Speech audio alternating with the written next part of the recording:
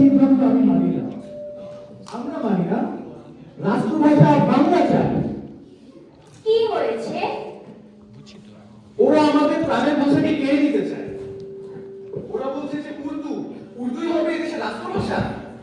জানো সালমান, যে ভাষায় আমরা কথা বলি, আমরা কবিতা লিখি, সেই ভাষাকে তারা আমাদের কাছ থেকে কেড়ে নিতে চায়। আমার বাংলাকে আমার কাছ থেকে কেড়ে নিতে চায়। সে কি? তাহলে আমরা কোন ভাষায় কথা বলবো? না না, আমি অন্য কারো ভাষায় কথা বলতে পারবো না।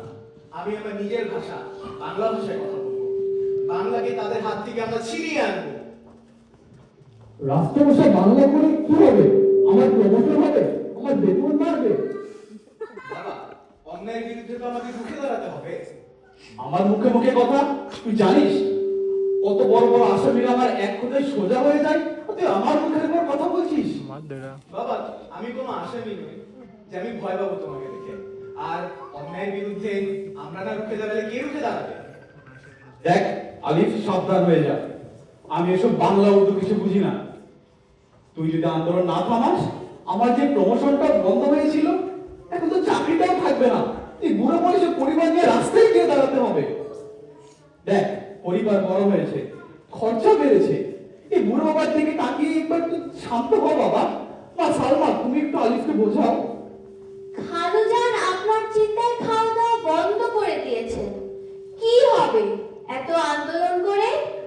কি হবে সালমা, তুমি বলছো কি হবে? না সালমা, থাক, আমি যাই। সবকিছুকে উপেক্ষা করে আলিফ মিছিলেই মিশে যায়। ভাষার টানে পিছনে রেখে তার ভালোবাসার মানুষগুলোকে রেখে যায় সালমাকে। মোদের গরু মোদের আশা, আমরি বাংলা ভাষা। মোদের গরু মোদের আশা, আমরি বাংলা ভাষা। কাল হরতাল। শহরের সব দোকান বন্ধ থাকবে, কোনো গাড়ি ঘোড়া চলবে না। আসন্ন হরতালের উত্তেজনায় রাস্তায় পায়চারি করছেন একজন কবি। রোজগার বন্ধের কথা ভেবে কপালে ভাঁজ পড়ে গেছে এক রিক্সা চালকের। গ্রাম থেকে শহরে এসেছে এক যুবক তার বিয়ের বাজার করতে। কিনবে বিয়ের শাড়ি, চুড়ি, আলতা। ভাবছে হরতাল কি জিনিস সেটিও সে এবার দেখে যাবে। মুখে চোঙ্গা লাগিয়ে একদল ছেলেরা বলছে, আমাদের ভাষাকে ওরা কেড়ে নিতে চায়, আমাদের প্রাণের ভাষাকে ওরা আমাদের কাছ থেকে ছিনিয়ে নিতে চায়। কিন্তু আমরা মাথা নত করব না। আমরা আমাদের ভাষাকে কেড়ে নিতে দেব না। আমরা রাষ্ট্রভাষা বাংলা চাই। রাষ্ট্রভাষা বাংলা চাই, রাষ্ট্রভাষা বাংলা চাই, রাষ্ট্রভাষা বাংলা চাই, রাষ্ট্রভাষা বাংলা চাই, রাষ্ট্রভাষা বাংলা চাই, রাষ্ট্রভাষা বাংলা চাই, রাষ্ট্রভাষা বাংলা চাই। আর সেই দাবিতে কাল হরতাল। সবাই হরতাল পালন করুন। ये कोई पाकिस्तानी बच्चा। আপনি ভাত খাবেন না? খাবার তো ঠান্ডা হয়ে যাচ্ছে, চলুন। আলিফ, বাবা আলিফ, আমার না এখনই বেরোতে হবে। বড় সাহেবের ডাক এসেছে। বাইরের অবস্থা খুব একটা ভালো মনে হচ্ছে না। আমি এখনই বাইরে যাচ্ছি। আর শোন বাবা, তুই আজকে বের হোস না, তুই বাড়ির মধ্যে থাক আর সাবধানে থাক, ঠিক আছে? আমি এখন আসি, বললাম। সালমা, তোমাকে কিছু কথা বলার ছিল। জি বলুন। অনেকদিন ধরে বলবো বাবু ভাবছি, কিন্তু কখনো বলা হয়নি। তুমি যদি রাগ করো আর আমার সাথে কথা বলা বন্ধ করে দাও, তাই আর কি বলিনি। কিন্তু আজ না বলে পারছি না। বলুন তাহলে। না থাক, পরে কোনোদিন শুনবো।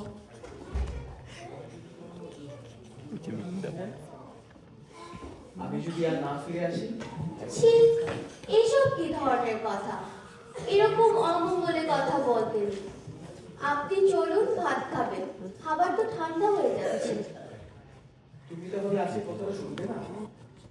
না, আজ না, অন্য কোনো একদিন শুনবো।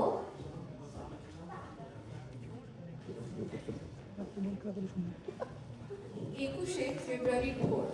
পূবের আকাশে উঠেছে নতুন সূর্য। দুটো কুকুর রাস্তার মাঝে বসে ঝগড়া করছে। কাকা করে স্বরে ডাকছে একটা কাক। আলিফের বাবা আহমেদ সাহেবের বড় ব্যস্ত একটি দিন। বড় সাহেবের থেকে হুকুম এসেছে যে যেমন করেই হোক আজ এই আন্দোলনকে শেষ করে দিতে হবে। বিকেলে অ্যাসেম্বলি বসবে। এমএলএরা সব আসবেন, তাদের আসার আগে পথ পরিষ্কার করে দিতে হবে। ব্যস্ত আলিফও বলছে আজ যে করেই হোক 144 ধারাকে ভাঙতে হবে, না হলে আন্দোলন ওখানেই শেষ হয়ে যাবে। বাংলা ভাষাকে চিরতরে নির্মূল করে দিবে ওরা।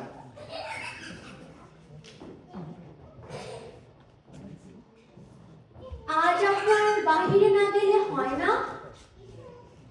সালমা, তুমি তো সবই জানো, আমি তো আজকে যাবোই বাইরে। নাকামি বউ।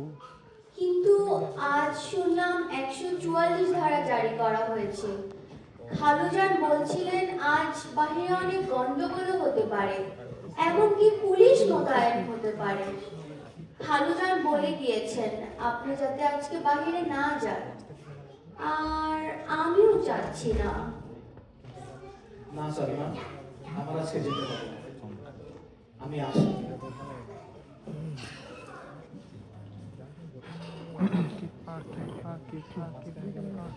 দুপুরের আকাশে এক টুকরো মেঘ নেই, সূর্যটা জ্বলজ্বল করছে। বিশ্ববিদ্যালয়ের আমতলায় মধুরের দিনে গম গম করছে অসংখ্য কণ্ঠের স্বর। রাস্তায় ইউক্যালিপটাস গাছের নিচে জারি ধরে দাঁড়িয়ে আছে অনেক পুলিশের গাড়ি। অ্যাসেম্বলির দিকে একটা মাইক্রোফোন লাগিয়ে বক্তৃতা দিচ্ছে আলিফ। তারা আইন দেখিয়ে আমাদের মুখ বন্ধ করে দিতে চায়, বন্ধ করে দিতে চায় আমাদের প্রতিবাদ। তারা নাকি বলছে উর্দুই হবে দেশের রাষ্ট্রভাষা। কোনোভাবেই না। আপনারা কি ভেবেছেন আইন দেখিয়ে আমাদেরকে ঘরের ভিতরে বন্ধ করে রাখবেন?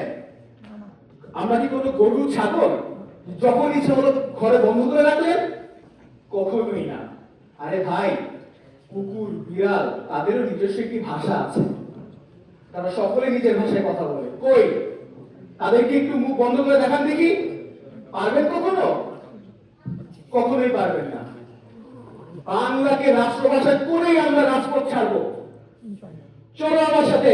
রাষ্ট্রভাষা রাষ্ট্রভাষা রাষ্ট্রভাষা বাংলা চাই, রাষ্ট্রভাষা বাংলা চাই, রাষ্ট্রভাষা বাংলা চাই, রাষ্ট্রভাষা বাংলা চাই, রাষ্ট্রভাষা বাংলা চাই, রাষ্ট্রভাষা বাংলা চাই।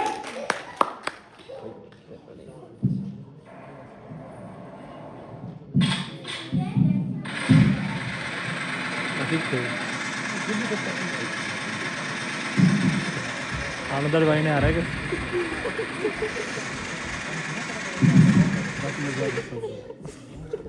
नाश्ता से मिलेगा ठीक है मोमेंट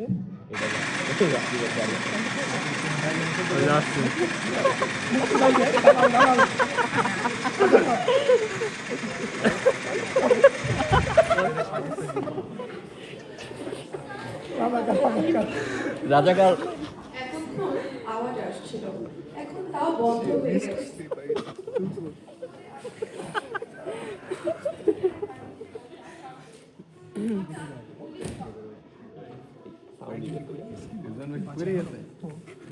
কামরা বাতাসে আম গাছ থেকে ঝরে পড়লো অনেক মুকুল।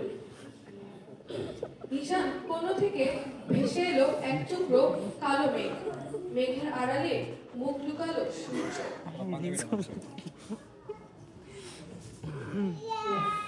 আজ কত পরিশ্রম করতে হলো, কথা মতো মিছিলগুলোকে দমাতে কত কিনা করতে হয়েছে। অনেক ক্লান্ত মনে হচ্ছে। বড় স্যার তো বলেছিল এসব করলে আমার প্রমোশন হবে। এবার দেখি প্রমোশনটা হলে হয়, কি হয়। ও বাইরে তো অনেক অন্ধকার, ঠিকঠাক বাড়িতে পৌঁছতে পারলে ভাবছি দেখি যাই বাসার দিকে আগে। কিছু করলো মনে হয় একটা লাশ। কি এ পোশাক তো পরিচিত মনে হচ্ছে। আলিফ, আলিফ বাবা ওঠ। আলিফ, তোকে আমি বাসা থেকে বেরোতে নিষেধ করেছিলাম, তুই কেন বেরোলি বাবা? আলিফ ওঠ। হায় হায়, আমি কি করেছি? আমি নিজে আমার সন্তানকে মারার জন্য গুলি করার আদেশ দিয়েছি। আলিফ, আমি কত মায়ের মুখ আজকে খালি করেছি, আমাকে কেউ ক্ষমা করবে না। আমি নিজে আমাকে ক্ষমা করতে পারবো না, আমি নিজে ক্ষমা করতে পারবো না আমাকে। পিচ্ছি আছে মুশু সিরিয়াস এই বাচ্চা আছে